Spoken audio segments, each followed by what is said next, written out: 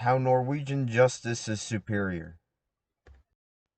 Before I continue on with the rest of the video, I want to take this time to let you all know that I put my sources in the description box down below the video, so you don't have to take my word for anything. Now, to continue on with the rest of the video. As I mentioned at the beginning of the video, we will be talking about how the Norwegian criminal justice system is superior. But before I do this, why don't we take a look at arguably one of the worst criminal justice systems in the world? Well, more specifically, the developed world. The American criminal justice system. Now, you may be wondering under what basis I am deeming the American criminal justice system as the worst justice system in the developed world.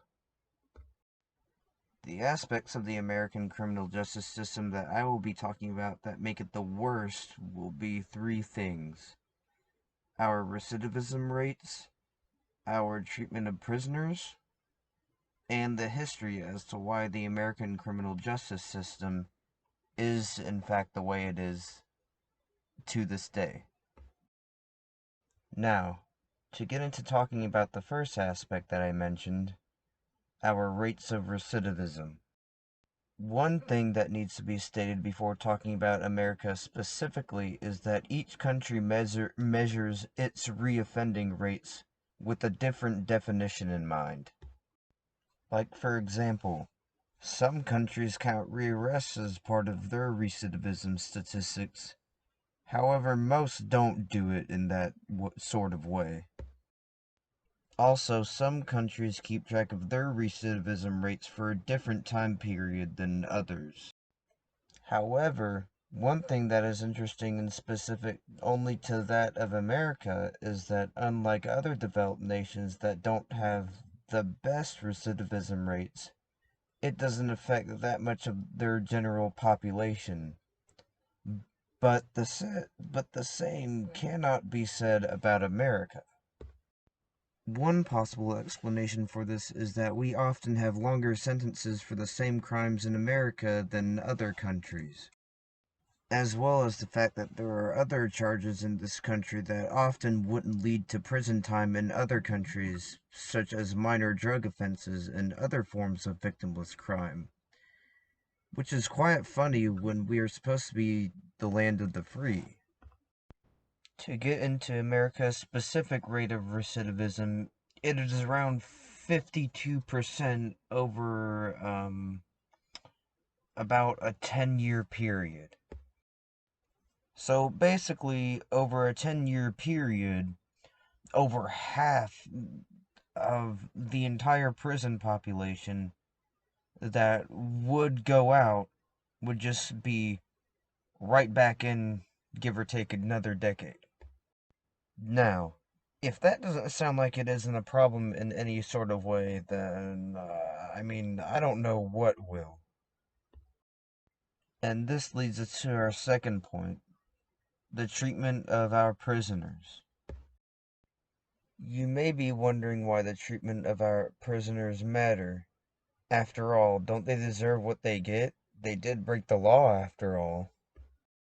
And to that, I would say, would you want someone who just got out of prison and moved next to you to be a productive member of society? Or would you want them to be a menace to society and risk the possibility of you being their next victim? But poor treatment is, in fact, a big factor of why recidivism is as bad as it is in this country. Inmates receive little to no job training or rehabilitation of any kind. And the harsh environment that an American prisoner has to endure often creates lots of inmate-to-inmate as well as inmate-to-officer assaults. As well as the fact that correctional officers aren't trained to have any kind of positive relationship or de-escalation skills. Rather, they are trained to keep them in line, similar to animals, which makes for an already shaky relationship between officers and inmates as soon as the inmates are put in. One instance of what the environment does, specifically the worst part of it, often called the hole, which is slang for solitary confinement, has been reported multiple times to do numerous amounts of damage to an individual from long-term isolation. And my definition of isolation that I'm using is anywhere from a couple months to years at a time of complete isolation. Now to the third point. Why are things the way they are in the American justice system to this day? Well, to answer this, we're going to have to wind the clocks back a little bit. And when I say a little bit, I mean 400 years back. The justice system has changed quite a bit since back then. During that time period, unlike today where we have an organized police force to enforce laws and then courts to judge offenders and then the penal system to house offenders that break laws that are ruled upon and made by different levels of the government, and would carry out punishments in the form of stoning, dunking, and whipping.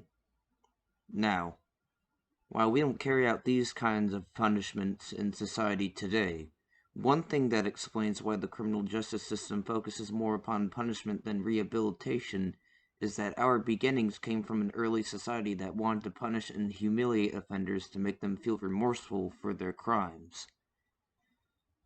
That aspect of that early society that we came from hasn't changed much from now to then.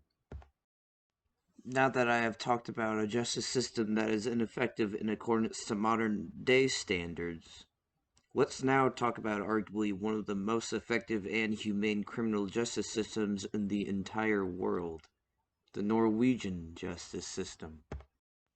In this justice system, they focus on rehabilitation rather than punishment.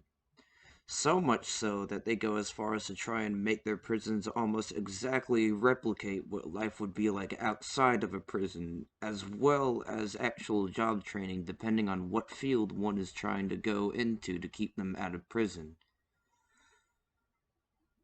As well as the fact that sentences there are far lower than most other countries, and especially lower than that of America, where the maximum sentence for even the worst of violations only carries out a hard maximum of 20 years. They also don't get the type of inmate to inmate or inmate to correctional officer conflict that is present in most other systems, seeing the fact that the officers are trained to have a positive relationship with the inmates as well as inmates with one another. And the empirical facts that show just how effective this justice system is speaks for itself, where the recidivism rate is the lowest in the entire world at as little as 20% of a recidivism rate over a decade period. Now, I think I have thoroughly explained why Norwegian justice is superior, and this marks the end of the video. If you liked the video, feel free to like and subscribe for more and post your comments down below. Or if you didn't like the video, feel free to put a dislike and a hateful comment down below. However, constructive criticism of any kind is always well appreciated. Well, till the next time. One thing I forgot to mention is that I made a mistake in this video.